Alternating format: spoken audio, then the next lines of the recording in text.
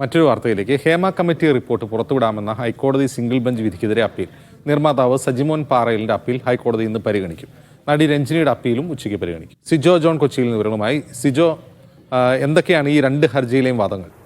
അജിംസ്, ഈ Hema committee report പുറത്തുവിടുന്നതിനെതിരെ ആദ്യമായി കോടതിയെ സമീപിച്ചത് നിർമ്മാതാവായ സജിമോൻ പാറയിലായിരുന്നു.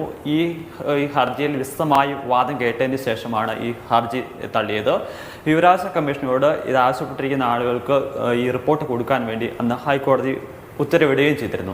ഇതിന് പിന്നാലെയാണ് കഴിഞ്ഞ ദിവസം നടി രഞ്ജിനി കോടതിയെ സമീപിക്കുന്ന ഒരു സാഹചര്യം ഉണ്ടായിരുന്നത്. താൻ ഈ കേസിൽ ഈ കമ്മിറ്റിക്ക് മൊഴി കൊടുത്ത ആളാണ്. ആ ഒരു സാഹചര്യത്തിൽ ഈ റിപ്പോർട്ട് പുറത്തു വരുന്നതിന് മുമ്പ് ഇതിൽ എന്തൊക്കെ വിവരങ്ങളാണ് ഉൾപ്പെടുത്തിയിരിക്കുന്ന കാര്യം തനിക്ക് അറിയണമെന്ന് ആവശ്യപ്പെട്ടുകൊണ്ടാണ് രഞ്ജിനിയും സമീപിച്ചിരുന്നത്. എന്തായാലും ഇവർ രണ്ടുപേരും നൽകിയിരിക്കുന്ന അപ്പീൽ ഇന്ന് ഉച്ചയ്ക്ക് 12 മണിക്ക് പരിഗണിക്കാനാണ് ഇപ്പോൾ കോടതി തീരുമാനിച്ചിരിക്കുന്നത്. എന്തായാലും നേരത്തെ സജിമോൻ പാറയിൽ നമ്മൾ ഈ ഹർജി തള്ളിയതിന് ശേഷം അദ്ദേഹവുമായി സംസാരിച്ചിരുന്നു. അന്ന് പറഞ്ഞത് ഇത് കോടതിയുടെ പരിഗണനയിലേക്ക് എത്തുക, നിയമത്തിൻ്റെ പരിഗണനയിലേക്ക് എത്തുക എന്ന കാര്യം മാത്രമാണ് താൻ ഉദ്ദേശിച്ചത്. ഹൈക്കോടതി ഈ ഹർജി തള്ളിയതിനെ താൻ അത് അംഗീകരിക്കുകയാണ്. താൻ തൽക്കാലത്തേക്ക് അപ്പീലിന് പോകില്ല എന്നുള്ള കാര്യമാണ് പറഞ്ഞത്. പക്ഷേ ഇന്ന് ഈ രഞ്ജിനിയുടെ അപ്പീൽ പരിഗണിച്ചപ്പോഴാണ് താനും ഈ കേസിൽ അപ്പീൽ സമർപ്പിക്കുന്നുണ്ടെന്നുള്ളൊരു കാര്യം അദ്ദേഹത്തിൻ്റെ അഭിഭാഷകൻ കോടതിയെ അറിയിച്ചിരിക്കുന്നത്. എന്തൊക്കെ കാര്യങ്ങളാണ് ഇതിൽ പറഞ്ഞിരിക്കുന്ന കാര്യം നമുക്ക് വരുന്ന അടുത്ത സമയങ്ങളിൽ മാത്രമേ അറിയുള്ളൂ. എന്തായാലും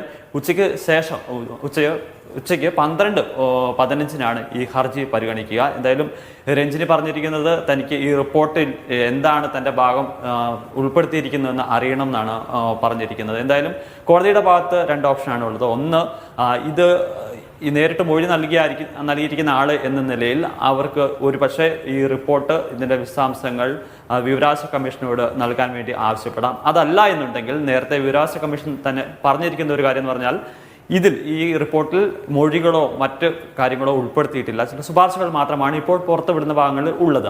ആ ഒരു ഭാഗം മാത്രമാണ് എന്നുള്ളത് കൊണ്ട് ഇതിൽ മൊഴി നൽകിയിരിക്കുന്ന ആളുകൾക്ക് ആശങ്കപ്പെടേണ്ട എന്നുള്ള കാര്യമാണ് വിവരാവകാശ കമ്മീഷൻ അറിയിച്ചിരിക്കുന്നത്. ഇത് മുഖവിലയ്ക്ക് എടുത്തുകൊണ്ട് ഒരുപക്ഷെ ഇത് തള്ളാനുള്ള ഒരു സാധ്യതയുണ്ട്. എങ്കിലും നിലനിൽക്കുന്ന ഒരു പ്രശ്നം എന്താണെന്ന് വെച്ചാൽ ഇപ്പോൾ രഞ്ജിനിക്ക് അനുകൂലമായിട്ടാണ് വിവരങ്ങൾ നൽകിയത് കൊച്ചിയിൽ.